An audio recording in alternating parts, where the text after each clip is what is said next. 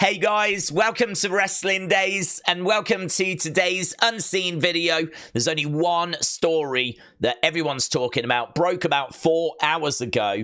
I was going to do a video on it, but I really wanted to wait to see what else was going to emerge. And I've got to be honest, I'm pretty glad I did, because I think there's some really interesting little bits that have emerged. I don't know that we get anything concrete tonight, and it is worth stressing at the moment these people are still with WWE, but these signs are not good.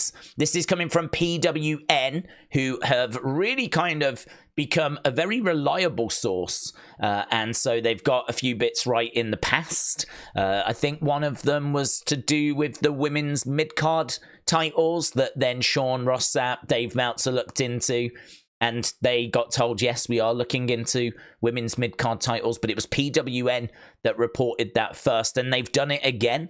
So, Mark, thank you. Everyone that tagged me in this, thank you. PW Chronicle says, Bobby Lashley, Tamina, and MVP have all been removed from WWE's internal roster. Now, I believe that internal roster is the roster that is used for booking and booking meetings. So if you're not on that roster, you are not in their plans. So clearly that is not a good place to be, right? The only thing I would say is that we have had some developments, like this one here. Cal, thank you. Sean Ross Sapp said Bobby Lashley's WWE contract is set to expire soon. Fightful selectors learned with hashtag PWN learning that he's been removed from the internal roster. Now, I'm kind of in two minds here, because if he negotiates a new deal, he'll go back onto that internal roster. If they can't reach a new deal, then he will be done. Right, that'll be it. His contract will expire. He and WWE will then part ways. So I've got to say, the way it's looking at the moment is it ain't looking good, right? It ain't looking good. It sort of looks like an agreement maybe can't be reached. There are rumors that WWE haven't even tried to sort an agreement out with Bobby, but they are from sources that I don't really rely on. I can't say I don't trust them, I just don't really know them.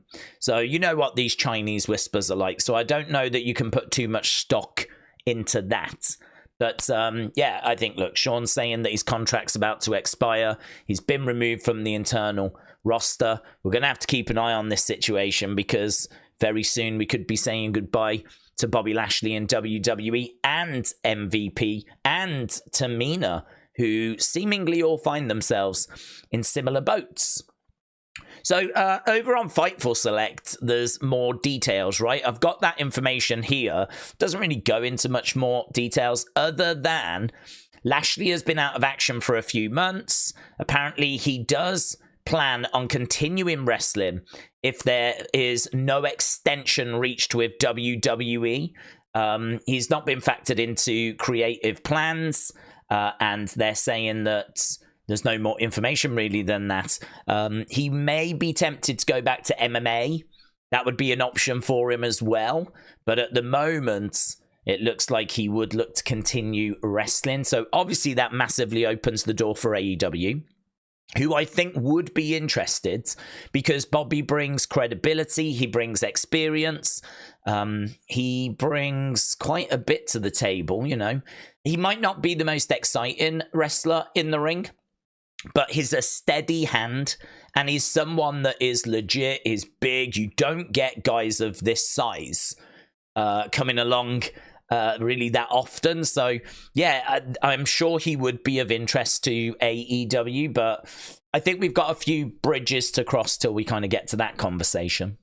Again, one of the reasons why I thought it was interesting to just worth waiting was because we got this 3 hours ago, MVP giving a salute, which a lot of people have taken as, you know, thank you, God bless, I'm off, see you around kind of a situation. Again, it doesn't confirm anything, but people have found this very, very interesting. I find this very, very interesting. So that was 3 hours ago. So Jordan, appreciate it. The MVP situation might be a little different. So Jim, thank you for tagging me in this. Now, I didn't really know about this. It was mentioned during our members stream, right? These are some tweets that MVP sent out not that long ago. I think you're going back to June on this. And it was all to do with the Hurt Business. You might remember I saw some stuff doing the rounds about how the Hurt Business had ended because they didn't want them clashing with the Bloodline. The Bloodline was the golden goose. And they felt that the Hurt Business was maybe a little bit too close to what the Bloodline were doing in the presentation of the Bloodline. And so they didn't want those two factions kind of occupying the same space. So it seems like they wound down Hurt Business so they could focus on Bloodline. Now, that doesn't appear to be an explanation that has been accepted by MVP, because he's kind of insinuating something much, much darker, right? Which, I mean, I don't know where the truth is on this. I would like to believe that it's not what we're about to talk about, but these are the tweets, and I'll leave it to you. So up here, look, we've got, can't believe that Vince effed this up. I assume it was him. MVP responded, Triple H had the power to fix it. So kind of saying, well, listen, you can blame Vince, but Triple H could have turned this around when he took over, and he didn't. Next, got this person saying, can we get the Hurt Business back? MVP responded, Triple H said no. Then we've got, should have kept you all together. Damn you, Vince. MVP said Triple H had the power to fix it. He chose not to. Go figure. Then we've got, as much as I would like to see the Hurt Business back on TV, the only way I'd want it back is if Shelton Benjamin is back in the folds. Ain't the Hurt Business without him. Once he's back, let's run it back. MVP said, that's the only way. The current regime doesn't want it either. This person said, you've got to talk to Hunter, Nick, and William and get the band back together. MVP said, we did. He said no. This person said, someone like you doesn't get to be a world champion. It's your job is to make people like me laugh, Triple H. He meant that. So that's a famous promo that was from the build between Triple H and Booker T, right? And MVP responded 100. It's this one down here. So now we're starting to get like these kind of racist elements, teases kind of coming in. Again, this one I think really kind of hammers that home. The Triple H era is emasculating black men. I'm really hating it. And MVP said, you see it. You see it. Over here, what noise do we have to make for the Hurt Business to happen again? None. It's over. The powers that be have made that clear. So, I mean, there's a couple of, I'd say these two are the two where it kind of, I can understand all this, him being upset, Triple H doesn't want to do it, Triple H said no. These are the ones where, for me, it kind of goes into a much darker place. It starts to insinuate something darker, and honestly, that might not be appreciated by like Triple H and those that be, and I wonder if this was a factor. I genuinely don't know. I genuinely don't know. I hadn't actually seen these until they got brought up and mentioned in a member stream that we did. So it is quite interesting to see MVP's responses there.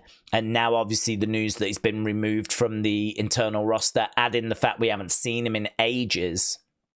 And, you know, you can start putting some of this together and creating whatever picture you want to create. Right, here was MVP again, though. MVP just posted that he's at Fury Fighting Championship in Houston with his son. He said, I am in the best of spirits. I love all of you. Don't worry about me. I'm just fine.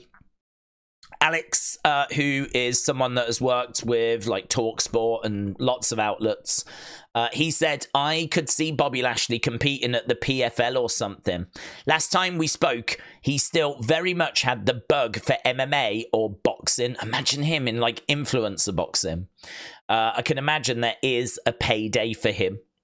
I wonder if he goes to like Misfits or does something like that. Big E just 50 minutes ago said a monster, a specimen, a professional, a gentleman. So Big E has kind of seen all of the news, or maybe has heard something more, and is just paying his respects to Bobby Lashley.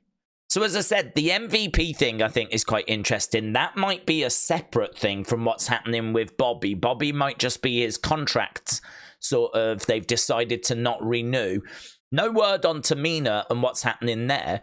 With The Rock on the board, it would be very surprising to see WWE part ways with her, because obviously she's part of that family, and I'd just be very surprised to see her go at this point. But I don't know. Again, no details there.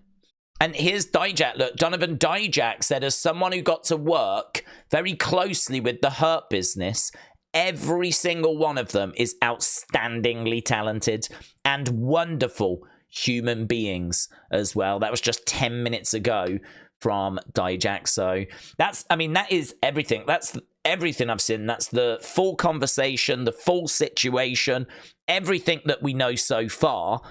There's obviously a big question mark over all of this as to where we're going to go, what's actually happening. This is definitely something we're going to be needing to keep an eye on. And yeah, that is our top story. We've got a few other bits. We can jump in Wyatt Sicks, but there's not loads. Here's Wrestle Dudes, who said good catches. You might remember we looked at some of the images, and there was some really good stuff which was in the Wyatt Sicks images, Easter eggs, if you will. Wrestle Dude said, I also noticed on Rowan, he has the old Wyatt family logo on his back. I think we noted that when we first saw the character after the massacre. That's the old Wyatt family logo. I believe it's just at the top here. This is the one that I hadn't spotted, right? And his mallet has a red bandana wrapped around it, like the one Luke Harper had on his wrist. So here's Luke Harper. There's the red bandana that is around his wrist, right? And then if we go over, it looks like there is something wrapped around the mallet here. I can't quite make out what that is personally. It would be good to get a better look at the mallet and see exactly what it is. But I don't know. I don't know. Is that connected to this here? Don't know. That's one that I had not spotted. The other one, I mean, if we go back, there is the logo, and there is the logo. As I said, I'm pretty sure we did mention that after the massacre, but you know, it was the mask that I think was taking a lot of attention as well. But yeah, very good. I like that. Very good. So, Wrestle Dudes, very good. And here's Thomas, who said it's weird. We haven't had a tease about the next therapy session yet. Do you think we even get one tomorrow? And it's true. At the time of sitting here, we have not had a tweet. I really feel like something's missing this weekend, and it's this. We haven't had anything from the Wyatt Sicks this weekend. So, yeah, normally we get something with a little code that teases towards Monday, and we just haven't seen anything. I mean, we did get that tweet the other day, but I don't know that that was it. That was on, I think, Friday. I was really expecting something over the weekend. It has been pointed out, though, that last week we actually got some tweets on the Monday. We got a picture of Rowan on the Sunday, and then we got 2 more tweets on the Monday.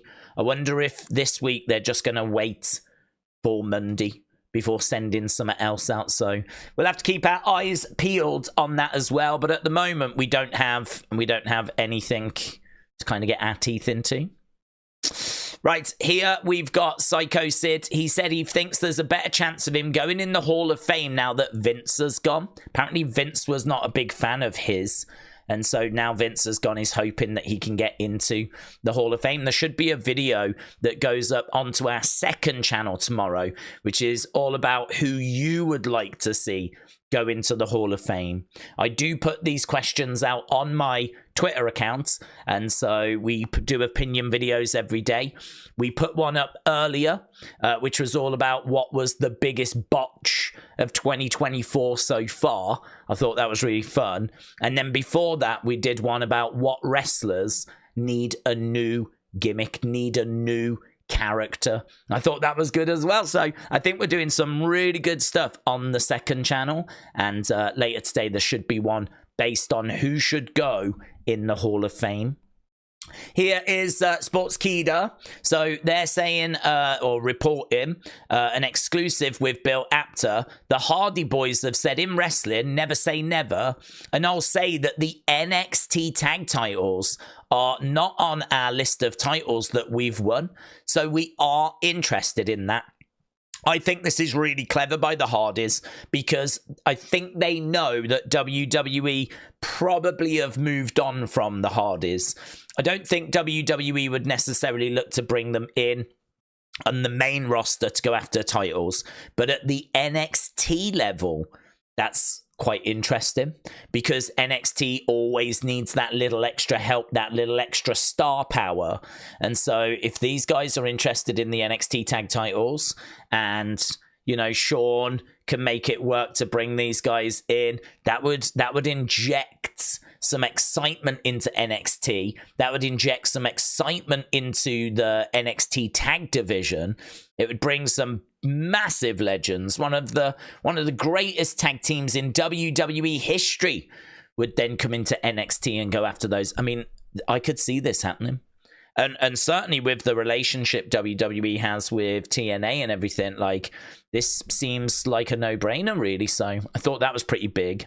Oh, this was funny. I can't remember if we spoke about this. This is Marufuji, right? Noah Marufuji, who is, I believe, part of Noah. And he competed recently against AJ Styles. And then there was news that he has been invited to SummerSlam, right? And this was doing the rounds. I didn't expect him to be on the show. I thought he'd be in the crowd waving, right? That's what I took it as. He's actually come out now and said, I think people in the West are getting a little bit confused. I've been invited to do the commentary for SummerSlam, but in Japan. So I'm guessing that means he's going to be in Japan watching the show, doing commentary for their like feed of the show. So I don't think he's going to be seen. I don't think he's going to be waving. I think he's just going to be doing like the Japanese commentary for it. So he was just laughing at like how people had got a little bit mixed up and how the message had got a bit confused. So I thought that was interesting. Right, so that was WWE. We've done Wyatt Sicks, done Top Story. Opinions is for the second channel. And so let's have a look. We've got a few little bits here. So, yeah, this is Rhea seeing snow for the first time. Oh, my God. Rhea, what's going on? Ah! Oh, no. It's snowing. Is this your first time seeing snow? Yes, real snow. Oh my God. I've only seen the fake stuff. Oh, my gosh. Damn, dude, look at how much it's layered. Come on. Let's go down here. It's snowing. Make a snow angel. Lay on the floor. Snow angel. Oh, I'm going to regret it. Yeah, you are, but you're going to also not regret it if you don't do it. All right. Rhea's first snow angel. Come on. It is going to be very cold. Hey. I'm so scared. Get on the floor and snow angel it. Oh, all right. Yes. Yeah. It's cold. There we go. Wait, Rhea what is Ripley, Snow Angel. There we go. Look at that. First time of her seeing snow. Coach Co said true or false. Oh my God, so true. There's Triple H looking after Raw. Come here, baby. Come here, Raw. Come here, baby. I love you, baby. Who's my favorite? There's SmackDown. Going over it. Mom. Papa H. So So there we go. That is very true. Very true. Terence Crawford and Grayson Waller exchanged some words. So here, look, if you ever sit front row for a WWE show again, I promise I will slap you in the face, said Grayson Waller. Terence Crawford says, I'm 40-0 for a reason.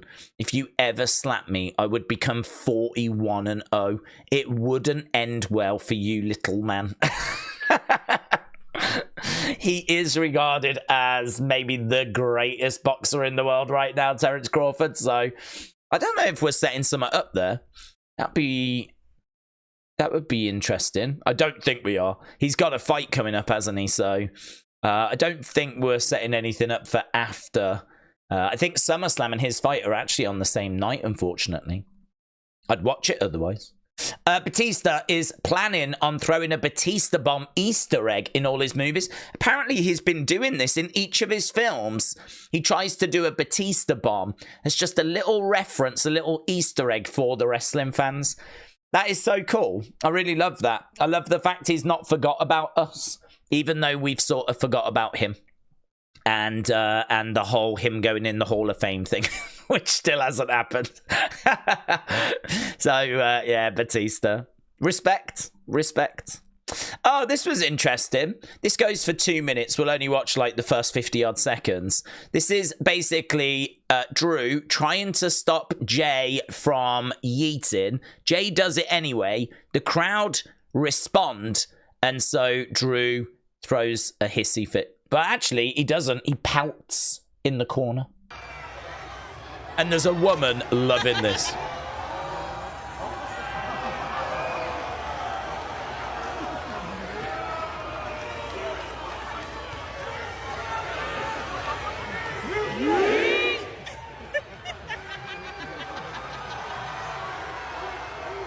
No yeet. No yeet. You over here. You? No yeet.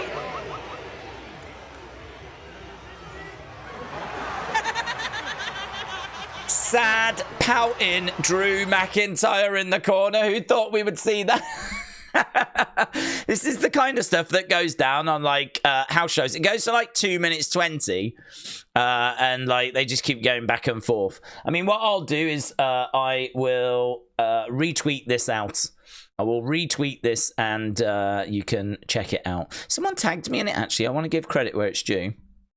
Oh, no, I don't want to retweet it. I just want to... Ah, now I've gone and boobed it, and I've gone and flipping boobed it. I want to... Oh, I can't view tweets. I can retweet it or I can repost it, but it won't let me view who tagged me in it, unfortunately. The problem with this is people tag me in stuff like this, and I don't know why Twitter does it, but if you tag me in this goes super small, really, really small. So, like, I need this big, really, so that I can see it nice and clear. So that's why it can be a bit of a bind. Talking of binds, Joe Biden has stepped aside, obviously, and Sean Ross Sapp said, it's time. It's time. We need Bob Backlund, Mr. Backlund, for president. Here's Hogan. This is going to win him a lot of fans. You know how Hogan's image has took a knock in recent years? Here's the comeback trail, right? Hulk Hogan says, on modern wrestlers, you've got guys that look like they should be bagging my groceries. Now, I haven't heard this interview, but I'm guessing that's a quote of him saying that you've got some guys that look like they should be bagging my groceries. I mean, it is true. He is jacked.